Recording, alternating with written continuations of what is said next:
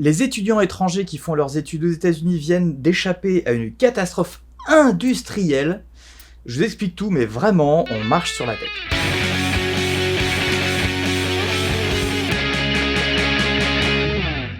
Aujourd'hui, évidemment, l'actualité a encore changé. La vidéo que vous allez voir là tout de suite, elle est plus vraiment valable, mais elle l'est toujours un petit peu quand même, puisque l'administration américaine vient à l'instant là, il y a 10 minutes à peine, vient d'annoncer qu'ils retiraient leur projet de loi, qui clairement allait être un cauchemar pour les étudiants étrangers faisant leurs études aux États-Unis. Je vous laisse avec la vidéo, mais encore une fois, tout ça c'est annulé. Warketeux, warketeuses, bonjour, bienvenue sur cette chaîne où on parle de digital marketing, mais pas que. Je suis Olivier, entrepreneur à Los Angeles, et aujourd'hui, on va parler de la rentrée étudiante 2020 aux États-Unis. Alors qu'est-ce qui se passe ? Depuis quelques jours, l'administration américaine a déclaré que, à la rentrée, donc à la rentrée de septembre, les étudiants qui participeront à un cursus 100% en ligne n'auront plus rien à faire sur le sol américain et seront invités à rentrer dans leur pays, même s'ils sont avec un visa légal aux États-Unis.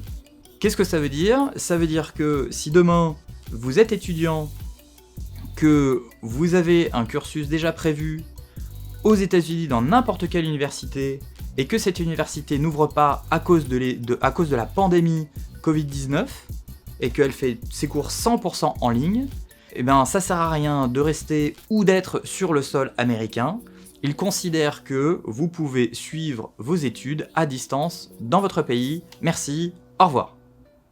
Pour éviter ça, il faut dans votre cursus universitaire avoir au moins un cours in person. Ça veut dire un cours en classe avec un prof, avec d'autres étudiants.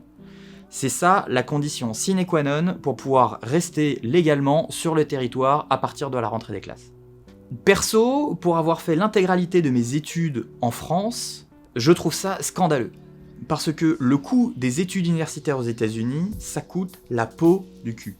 Pour exemple, selon educationdata.org, en moyenne, des études de 4 ans à l'université américaine, ça coûte en moyenne 122 000 $ pour les 4 ans, et ça inclut les frais universitaires, mais aussi le logement sur place, food, etc., etc. À partir du moment où on dépense plus de 120 000 $ en moyenne pour 4 ans d'études, on est en droit de demander quand même un minimum. Sachant qu'il y a, évidemment, c'est une moyenne, donc il y a des universités qui coûtent moins cher que ça, mais il y a aussi des universités qui coûtent beaucoup plus cher que ça. En plus, aux États-Unis, si c'est une université qui est dans votre état, ça coûte beaucoup moins cher que si c'est une université out of state. Donc si vous vivez par exemple à New York et que vous venez faire vos études en Californie, ça vous coûtera 2 à 3 fois plus cher que si vous vivez à New York et que vous faites vos études à New York. Et bon, ça après, ça c'est un détail qui coûte cher, mais un détail quand même. Mais il y a aussi des universités qui coûtent beaucoup plus cher. Et là, je vais vous mettre un petit graphe d'Harvard, qui est quand même Harvard, une des plus grosses universités et une des plus certainement la plus connue au monde, en tout cas une des plus connues au monde. Si vous additionnez les cours, plus l'hébergement, plus tous les frais annexes, etc., on arrive quasiment à 100 000 $ par an. Donc on arrive à une petite somme rondelette de 400 000 $ pour faire ces 4 ans d'études à Harvard.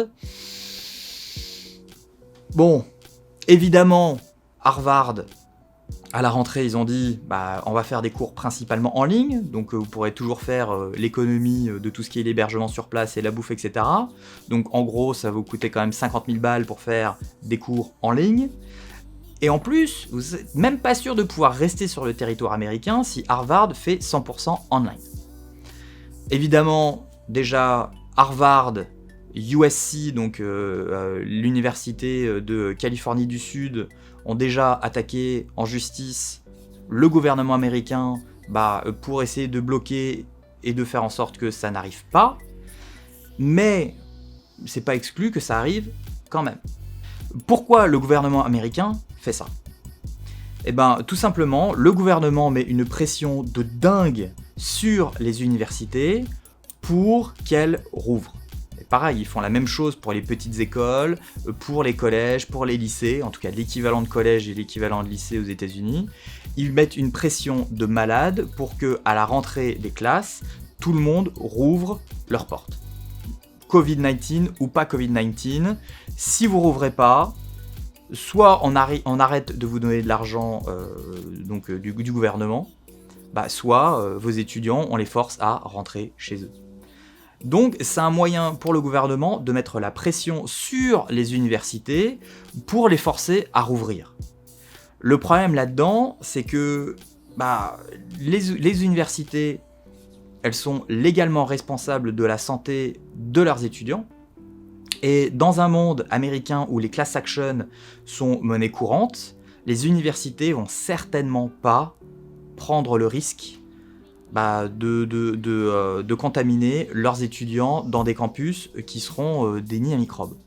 Donc, la probabilité fait qu'ils vont faire que du cursus online, en tout cas temporairement, et donc qu'on force les gens à rentrer chez eux. Mais si les étudiants on les force à rentrer chez eux, il y a de fortes chances que peut-être qu'ils quittent leurs études en cours pour peut-être les reprendre un an plus tard. Et donc ça va être un énorme manque à gagner pour les universités. Là on parle de milliards ou de dizaines de milliards de dollars de frais universitaires qui vont pas être versés cette année. Donc l'effet pervers, il est là. Les étudiants vont peut-être arrêter de faire leurs études, vont peut-être repousser leur année à l'année prochaine, en attendant de voir ce qui se passe. Et donc, beaucoup d'universités vont perdre leurs étudiants, et donc vont perdre énormément d'argent. Alors déjà que ça coûte déjà très très cher. Où est l'intérêt, par exemple, moi, si je faisais Harvard et que je rentrais par exemple en deuxième année d'Harvard, et que temporairement les cours étaient online, mais que peut-être qu'à la rentrée de janvier, de février, de mars, ça allait revenir à une normale parce que le Covid-19 aura disparu ou on aura trouvé un vaccin, on sait pas ce qui va se passer. Ça voudra dire que, moi, toute ma première partie d'année, j'ai fait ça en France, que je paye 50 000 balles de frais universitaires pour faire ça à distance, avec le décalage horaire, avec les profs, etc. Enfin, ça n'a aucun sens. Et pourtant, c'est ce qui est en train de se passer. Je sais pas quoi dire. C'est le monde, c'est complètement le monde à l'envers. Là-dedans, le gouvernement a clairement annoncé aux étudiants, si votre cursus est 100% en ligne et que vous voulez rester sur le sol américain, trouvez une autre université qui, elle, a un cursus partiellement dans les classes. On est début juillet, ça fait quelques jours que ça a été annoncé, et c'est pas en début juillet qu'on trouve une université pour la rentrée. Donc clairement, c'est le gouvernement américain qui met une pression de malade sur l'université pour qu'elle rouvre. C'est de la politique, clairement, c'est triste, ça va impacter des centaines de milliers d'étudiants, peut-être vous. Clairement pas moi, parce que ça fait très longtemps que j'ai arrêté mes études. Mais peut-être vous, peut-être quelqu'un que vous connaissez, quelqu'un de proche, un membre de votre famille, je sais pas. Voilà, et donc je tiens à le rappeler, ça y est, ça c'est officiel depuis quelques minutes, tout ça c'est annulé, les étudiants étrangers aux États-Unis pourront toujours rester légalement sur le territoire américain. On l'a échappé belle, mais ça en dit long sur tout ce qui se passe en ce moment et sur à quel point on marche sur la tête avec cette administration. En tout cas, merci d'avoir regardé cette vidéo. N'hésitez pas à vous inscrire, à vous abonner, et surtout à mettre un petit pouce bleu pour l'algorithme de YouTube parce que ça fait du bien. Et puis je vous dis à la prochaine dans une nouvelle vidéo.